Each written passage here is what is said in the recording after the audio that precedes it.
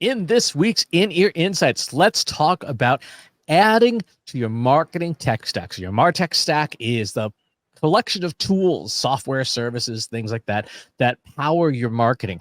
And lots of companies have lots of technology, but not lots of companies have good governance around it. In fact, even though the CMO spends more on technology services than the CIO does, the marketing function when it comes to technology tends to be a little disorganized.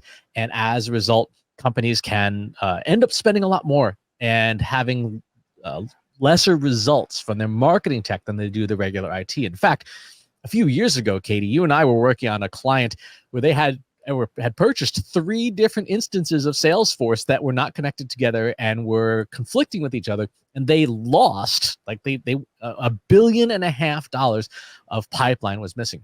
So we're talking about changing up our own tech stack here at Trust Insights. So Katie, you said you have some questions. What kinds of questions have you got? Well, before I get into the specifics, I think that one of the things that a lot of companies, and, I include us in this conversation, can potentially do wrong is just literally stacking more tools on top of the stack. And so you get all of these layers of tools, and then within them, you're like, I don't know what does what. So in this instance, we are talking about changing our email newsletter provider to a different piece of tech from our existing piece of tech. And my question to you was, well, do we retain the old tech? And you said yes. So of course, now in my brain, let me sort of put this into more specifics. So we're using HubSpot as our CRM. We're using Mautic as our marketing automation and email software. And now we want to add another piece of software on top of those two, which would be Substack for our newsletter. So my brain starts to draw this convoluted map of, well, the contacts get into HubSpot, and then we have to get them into Mautic, and now we have to get them into Substack. And how do we make sure that all 3 systems are talking to each other? Because when someone unsubscribes, they unsubscribe through HubSpot, not through Mautic. So now how do we make sure that Substack has all of that information? Like, my brain starts ping-ponging around to these 3 systems. And so does adding another piece of tech make it harder or easier for you to run your business? Well, I guess the place to start would be, as a marketing technologist, I need to dramatically streamline the performance of our email marketing software so that I'm not spending 3 to 5 hours a month maintaining our software. Right? That's not a good use of time. It's not a good use of my time. And there are plenty of solutions out there like Substack that will do that. So that's from that was sort of what started this whole thing off, was looking at the amount of time I spend maintaining that system for email marketing specifically, and going, this is not a good use of time. Particularly around managing stuff like unsubscribes and things. It's just not a good use of time.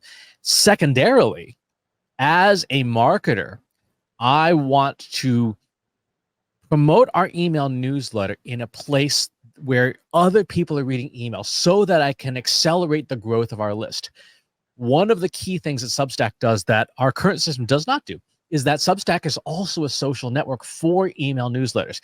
It encourages other people to find you, to subscribe to you, and to organically grow your list. In fact, I also run the Substack for a few other things, like my Lunchtime Pandemic newsletter.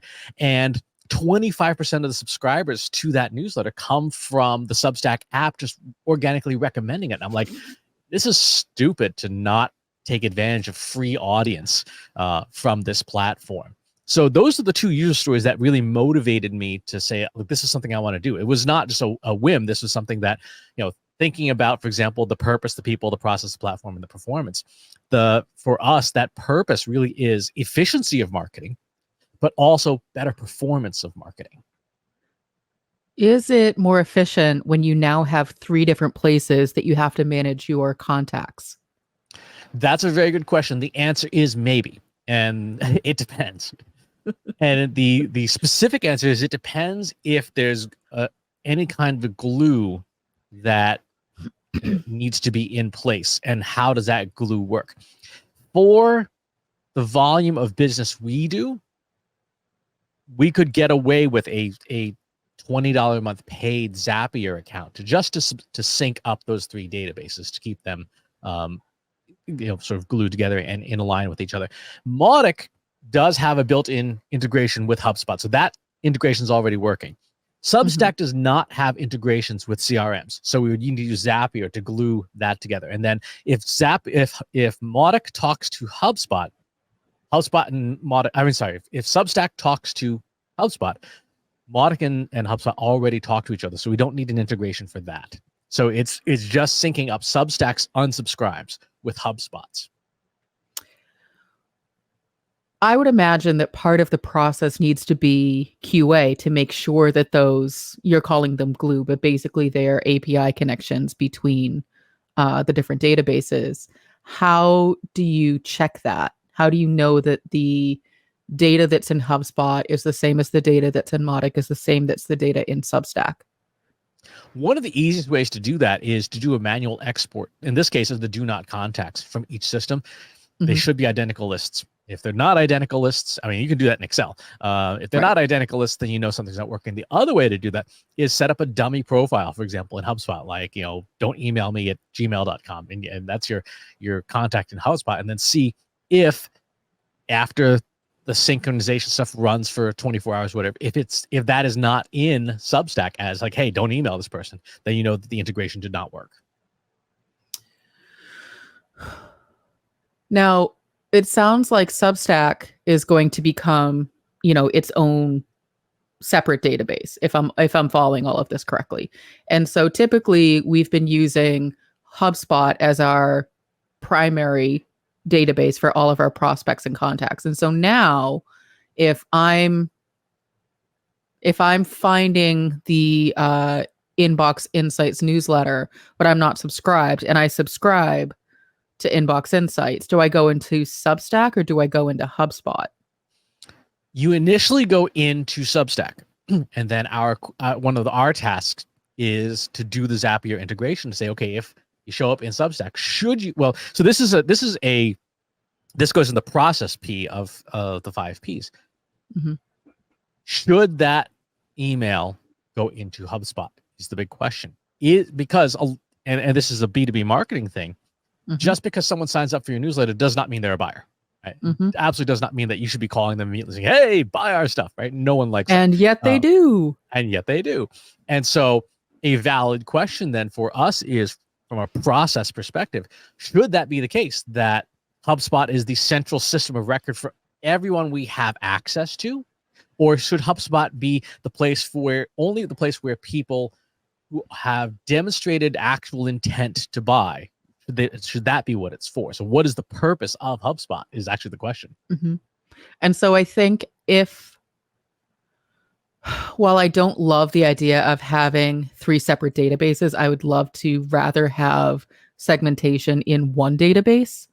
I do think it's an opportunity to redefine the reason for using each individual piece of technology and the data that exists within it. But again, that's an exercise that as you're adding a new piece of tech to your stack, you really need to be going through. It's not enough to just say, all right, we've outgrown this marketing automation tool, so let's just add Substack and it's the end of the day. Because, we're a small company, and so we know where all of our data lives. But if you're a larger organization, or even an organization that's just been around for a long time, there's likely other places where you have, potential customer, prospect, contact data. You may have switched CRMs at one point. This may not be your first time switching marketing automation software.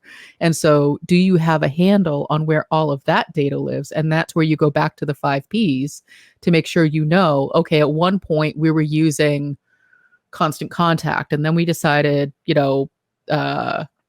SurveyMonkey, and then we decided this, and then we decided that, and then we just went back to Excel. Do you know where all of those pieces live, and has all of that data been properly moved securely into whatever the system is that you're currently using? Because that's one of the risks with adding more tech, is forgetting about the legacy pieces. And that's for systems you have control over. I mean, that Right. process is even more important. We ran into this last week, actually, trying to get demographic data, and you wanted to get data out of Universal Analytics, the former Right. version of Google Analytics. And, GA4 has its own data, and you wanted to go back further than GA4 went back, but not far enough that Universal Analytics ran out of coverage. And so Right. even in that case, there's no way for us to, within the tool, sew those data sets together, nor can you, because they're differently scoped. So Right. even that's an instance where you need that governance to say, here is where all this data lives, and almost like a flow chart. Like, I'm looking for data from the founding of Trust Insights. Okay, well, then you got to go to Universal Analytics because that lives there. And I think that that's a really interesting exercise because, when we talk about data governance, a big part of data governance isn't just keeping your data secure, it's knowing where the heck it lives. And so if someone has a question, you need to be able to say, okay, your question is about data prior to July 1st, 2023. Let me get it from this system versus your question about data is from September of this year. Let me get it from this system. And of course, the question of like, oh, can I do year over year? You also need to be able to answer that question. And right now, the answer is no, you can't do that because of the different systems. And that's, that goes back to the 5 Ps. And so when we're talking about different pieces of tech, so let's say, just hypothetically, Chris, let's say we say, all right, Substack is what we're going to do for our email marketing newsletter. And then 3 months in, we're like, this isn't working. Let's find a different thing. So now we're adding yet another piece of tech, even though, conversationally, we're like, okay, we're not going to use this one that we introduced. Let's just switch to this one over here. We still have to go through this process because Substack spent 3 months collecting data for us. We need to do something with that data and migrate it to MarTech, migrate it to HubSpot, migrate it to the new, email tech. And so that in and of itself becomes yet another part of the process where we have to start over again with the 5 Ps. And you're talking about something that a lot of people don't do, and a lot of people don't do well. I don't do well, which is requirements gathering. And being clear up front, here's why we're doing this thing. For example, I'm also looking at moving the Almost Timely newsletter over to Substack. And there's a very specific requirement of that. And that is, I'm running out of disk space on the server that I've got hosted on. Right? And it just consumes an inordinate amount of time to maintain a database that large. It's 250,000 people. So there's a very clear reason for that use case. We don't have the same level of urgency for the Trust Insights newsletter, for Inbox Insights, but there are those other considerations, the requirements, like reducing the amount of time spent with administration, having a mobile app for our newsletter, because the Substack app provides a mobile app for your newsletter, having good analytics, having referral features. So that is one that is important to me. I've always wanted to do, and there is a way to do it in MarTech, but it's really, really, really a pain in the butt. Whereas in Substack, that promotional tool is so important. So for example, you can set tiers of referral. So Katie, if you were on the Inbox Insights newsletter and you referred 25 new subscribers, you might get an exclusive PDF. Or you referred 100 subscribers, you might get a free 30-minute call with Trust Insights, just to do some consultations. And so those referral rewards, to me, again, that's a feature that is not built into the systems we currently have. But that requirements gathering is important to know, A, what are you getting? And to your point, B, what are you giving up? And C, what is the cost to make that change? Because that change cost is important. The other thing I wanted to go back to, which what you were saying, is there should be somewhere in your organization, if you've got a lot of data, a chart that looks a little bit like this. Now, this one's for AI specifically, but in the hideous orange column is sort of the purpose, what purpose you're trying to achieve, and in the blue column is the platform. So here's where if you want to do this, you have to do this here. If you want to do this, you have to do this here. So even for us, like, if you're not watching this on video, I am struggling to read this because he wasn't kidding about the orange color. I can't read the white text on the orange with the watermark behind it. Like, I'm finding it very difficult. It's a good thing we have a design intern. But that's why I'm making faces. Exactly. But even just something as simple as a 2-column spreadsheet saying, here's where this data lives, right? Here's what it is, here's where it lives, would be a useful tool to have for your own governance. Like, this is not a complicated system. This is just a 2-column chart. And having that kind of governance alone can help the transition when you need to make changes. Like, okay, when we're doing email marketing, now we're going to say, now you have to log into Substack as opposed to log into MarTech. So let me ask you the $1 million, and I do probably mean $1 million question. Instead of having 3 tools, could we have one tool that does all of the things? You can. Yes, such a thing does exist. HubSpot does that. You know, if you are willing to just repeatedly swipe the credit card over and over and over again, it would approximately 5x our costs. Which is why it was the $1 million question. Exactly. HubSpot has moved into the category away from small business into reassuringly expensive enterprise tool. And the same is true. You know, you could do the same with Salesforce. You could take Salesforce, buy Salesforce Marketing Cloud, and get all of these features. We are still not at a point where I feel like we will see a strong enough return on investment from that, particularly when Substack is migrating. Substack's roadmap is to become a revenue-generating publishing tool, and they take a slice of revenue you generate. So you could create a newsletter that would have free versions and then paid versions, and then they make their money by taking us a 10% of the transaction fee for all the paid versions. And it's focused on creators, which means that for the way we do our content marketing, we are very much creator level marketing as opposed to like corporate business, right? We have the voice, the tone, and the tactics and strategies of creators. And so it's a good fit strategically for us right now. But to your point, you know, that could change in 2 years. Like, hey, we're not making enough money on this, so we need to pivot. So that's something we have to keep in mind and see if our 5 Ps drift away from theirs over time.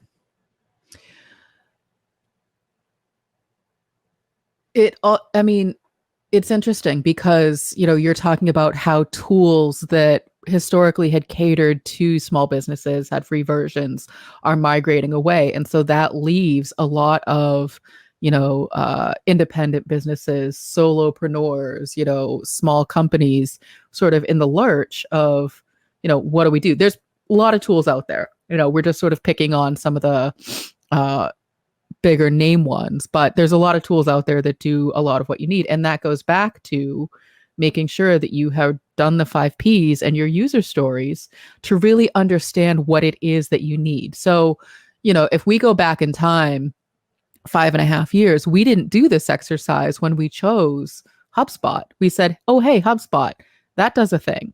And so we didn't go through the exercise of saying, what is it that we need today?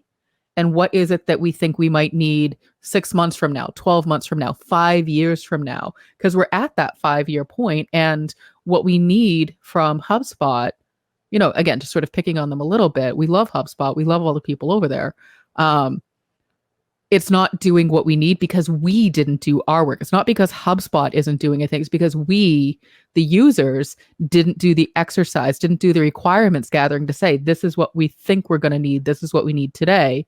And so for a while, we were trying to fit our needs into a tool that wasn't the right tool. And that's not a unique problem to us. This happens to a lot of companies because they say, well, we already have 5 years worth of data in this. It's going to be a pain in the butt to migrate to something else. So let's see if we can just make it work versus going through a 5P exercise to say, forget the tool for a second. What is it that we actually need to run the business? And then figure out which tools hit the mark, which tools are going to actually do the thing that we need, and then put a plan together for data migration. To make it, so that part is going to be painful, but it's short term, it's temporary. The longer term goal is that when you're looking at your tech stack, you're like, I have the right tools that do the right things versus I have a bunch of tools that I chose and now I'm trying to make them all work together. Yep. And if you do that audit, one of the things you'll probably find is you have at some point duplicate tools. You know, for example, we have Canva. We also have Adobe Express because 2 of us have Adobe Creative Cloud subscription. So we have these 2 and one of us doesn't. One of us doesn't. That might change. And so you have these two tools. They're competing with each other on feature set. However, this is an interesting quandary for Canva. The price for Canva is relatively close for businesses, relatively close to the price for Creative Cloud. You get Canva paid, which has a bunch of features, or you get the entire Adobe Creative Suite, including Adobe Express, for roughly about the same amount of money. So you get like 22 apps for the same price as one. So even in that case, you have to pull out the 5 Ps and say, okay, in the processes and in the people, for someone like you, Katie, you might not get a ton of benefit from Adobe Audition or Adobe XD or Adobe InDesign, right? These are tools that you're probably not going to install. But if at some point you wanted to, or they get so good that you have to, that's part of that requirements gathering, and it's part of that performance. Like, did you do the thing? Adobe Premiere just released a whole new thing for us creators that does things like takes out awkward pauses in videos and takes out filler words. And so I may actually try that with this episode of the show just to see what it looks like when it's done. But that's part of requirements gathering. And so when you do your MarTech stack audit, you may find, yeah, we have duplicate tools. Okay, now of these duplicate tools, which one should we say, yeah, this is the one to keep and this is the one to let go? I want to get to the sort of migration point of when you make those choices. But before that, I've seen versions of videos that are edited when you take out the stop, and it becomes very max headroom because the edits are so choppy.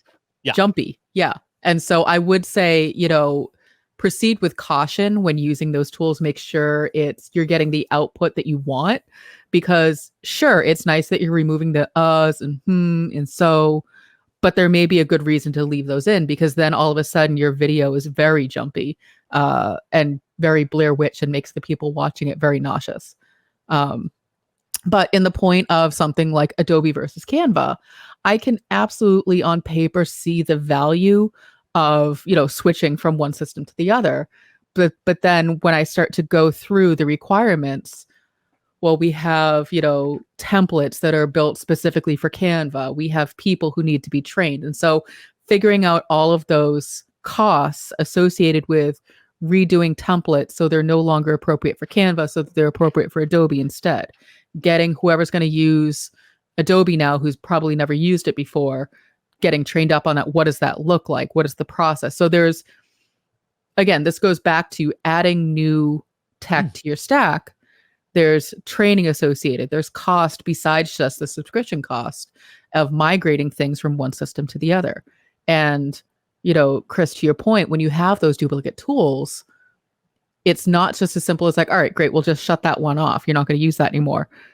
There's probably legacy information in there that you at least want to make sure that you're looking at to be like, do I need this, or can I just recreate it here? But you want to go through that exercise first, because what you don't want to have happen is 6 months from now, you've shut down one system and someone goes, oh, hey, I need that thing. And you're like, great, we no longer have access to it. So good luck making that decision.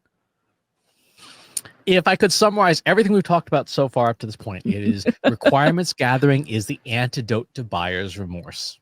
Yes, that is exactly it. And, we've talked about this before, and I'll say it again. People hate doing requirements gathering because it's not that instant gratification. It's not the do it. Yeah. Chris is raising his hand. It's not the taking action part. It's the planning part. And you sort of have that split. There's two kinds of people. You have the people that are planners, and that's me. And then you have the people who are impulsive doers. That's Chris. And if you are lucky enough to put those people together in a business, then you might stand a chance to make some good decisions. The problem is, no, and this is going to be picking on me as well. The problem is if you have one or the other, is that the planner tends to be very hesitant to make the decision, whereas the impulsive person makes the decision but doesn't have the plan. And so you need those two sides of the conversation to come together to make the decision and do the thing. Yep. Okay, so in the few minutes we have left, let's talk about migration. Assume that we've done our requirements. We're like, okay, Substack, we're going to go ahead. Now what?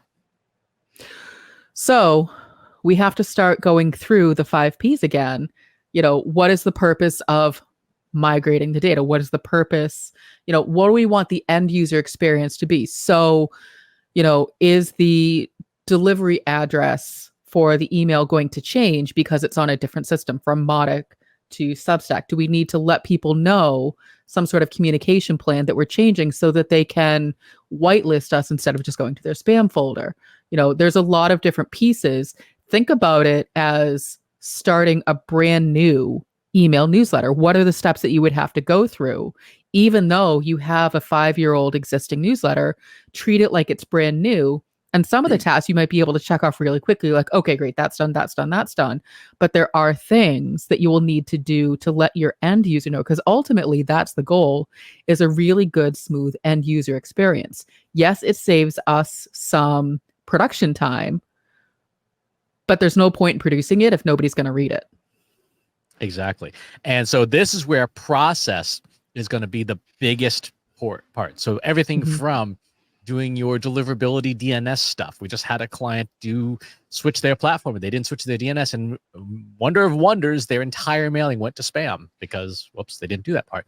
But even stuff as simple as porting the contents of your welcome page, your unsubscribe page, or about this newsletter page. Those are all things that you need to think through that are part of the process. And if they're, in our case, it's a 5-year-old list and a 5-year-old newsletter, you may have to say, like, hey, this thank you page just for signing up for the newsletter is really old and isn't us anymore. Let's change that. For bigger companies, you may have a people problem as well. The person who set up a lot of the stuff may not even be at the company anymore. So now you have to say, okay, who are the people internally at our company that can do this? And oh, by the way, we probably should write down how to set up this time so we're not going, hey, Bob left. Whoops. Because I have a tendency to be very platform focused and say, okay, well, I can make the tools do this, but the obstacles are always the people in the process. Like, I'm going to be migrating the Almost Timely newsletter. There's a lot of process stuff that I probably should think through before I move a 250,000 person list to a different service. You should. I don't know that you will, but you should. But I'm happy to help if you decide that that's something that you want to do. And if, you want to reach me at trustinsights.ai/contact Chris, you can fill out our form there and you can find me, and I will help you move your systems by helping you with the people in the process. Well, the people is pretty easy. The process is going to be the hard part. I wouldn't say that the people on that side of the fence are easy. I kid. Yeah. And so stay tuned. We may end up doing a live stream with one, maybe both of these migrations, because I think there's a lot of parts that do need to happen that might be instructional for folks to do that. If you've done a migration like this, or you're thinking about doing a migration and you want to share your experiences, drop out into the free Slack group. Go to trustinsights.ai/analytics for marketers, where you and over 3,500 other marketers are asking and answering each other's questions every single day. And wherever it is you watch or listen to the show, if there's a channel you'd rather have it on instead, go to trustinsights.ai/TI podcast, where you can find us on most services. And while you're there, on the service of your choice, please leave us a rating and a review. It does help share the show. Thanks for tuning in. We'll talk to you next time.